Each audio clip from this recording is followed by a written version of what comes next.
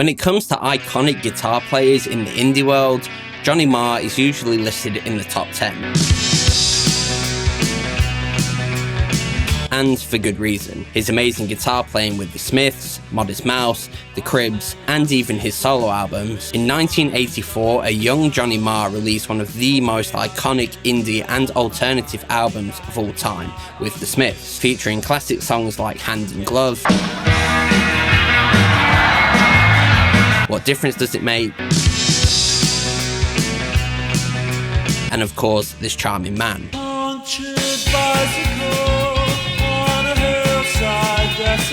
Which is the song we're going to try and replicate today. Marr's unique guitar sound was a huge defining factor in the Smiths' overall sound, almost a complete opposite approach to much of the music of the time. Johnny was notorious for wanting everything guitar-wise to sound very clean, taking inspiration from the high-life music scene and breathing it into his own playing, even going so far as to tuning up his guitar almost a full step to further cement a unique sound, which is exactly what he did on This Charming Man.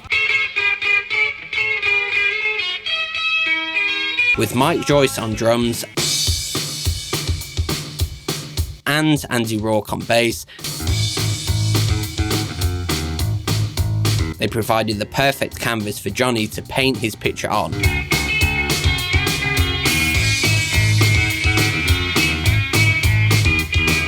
With his melodic chordal lead lines that chime in all the right ways, usually soaked in chorus and reverb, which would go on to inspire countless indie bands in the future. So of course, when trying to replicate such an iconic tone, we need to figure out what guitar Marr was using. Johnny's almost synonymous nowadays with using a Fender Jaguar, even having his own signature model, but funnily enough, he never used these guitars in the Smiths, instead opting for an array of Rickenbackers, ES335s, and of course the Fender Telecaster. Marr used a vintage 1954 Telecaster to track the parts on This Charming Man, and sadly, you can't really get that exact sound without the super unique bridge pickup sound that a Telecaster brings to the table. For that, I'll be using my 55 Reissue Telecaster on the bridge pickup. Now, back to Johnny's disdain for guitar distortion. Of course, his sound is quite clean, but on This Charming Man, it isn't a super sterile, high headroom clean sound at all.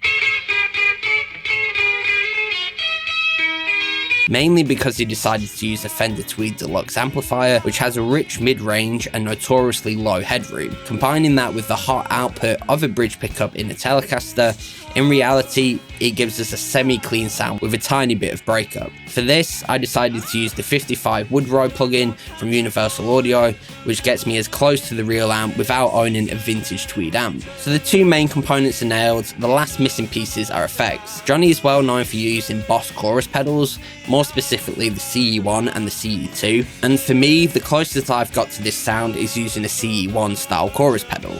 With the intensity set quite low, it almost gives us a subtle phasey chorus sound. For that, I'm using the Universal Audio Brigade chorus plugin, which is based on the very CE1 Marr would have used, preamp included. Now, if we combine all of those with some studio quality reverb, you can get really close.